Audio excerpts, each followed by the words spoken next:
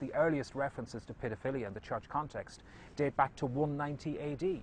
So for 2 millennia, the Catholic Church actually uniquely has had an understanding of the reality, the fact of the sexual abuse of children by its priests. It just chose to do very little about it.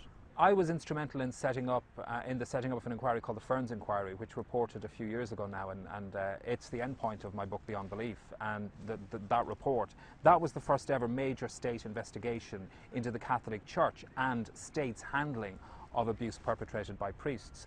This report that's out today, this investigation actually predates the establishment of the Ferns Inquiry. It was set up almost 10 years ago. It is the largest and most significant and in-depth investigation of a system which violated, brutalised, raped and neglected children really since the foundation of the Irish state. It's a huge, huge report, a very significant report that has enormous importance in Ireland, but that actually has huge importance outside of Ireland in understanding the institutional response of the Roman Catholic Church to these scandals. It is a global problem, it is a global issue, and because it's a global institution, the institution didn't just move priests around dioceses or countries, it moved them from continent to continent. And that responsibility, frankly, rests with the hierarchy of that institution all the way to the top, all the way to the Pope himself.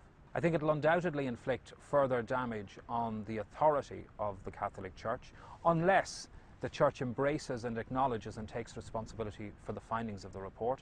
I think there is, frankly, a danger that Irish society may also not be prepared to recognise our collective responsibility for what happened to our children. You know, the children who were put in these institutions were the most marginalised.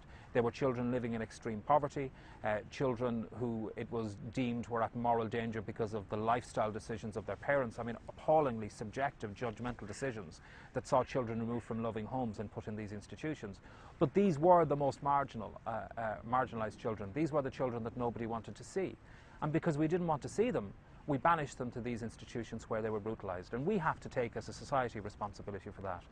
The huge lesson for us, and frankly not just for Ireland, but the huge lesson for all of us as people, is to recognise that wherever we create a system where we dump vulnerable people, where we abdicate our collective responsibility, morally and legally, for the care of the most vulnerable members of our society, and where we don't allow accountability, where we create an institution that is beyond questioning, beyond accountability, then appalling violations will happen.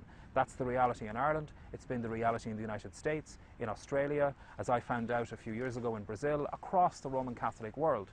But it's not just about church. It's about ensuring that we recognise our collective responsibility for each other and act upon that. And one woman said to me, you know, I asked her, did she know about what Father Sean Fortune, the priest who abused me, was doing? And she said, oh yeah, people used to joke about it. Don't bend down in front of him in the churchyard. I asked another man, did people talk about it? And he said, yeah, well, people would tell you without really telling you. And of course what he meant was that people were able to turn it into a joke or gossip.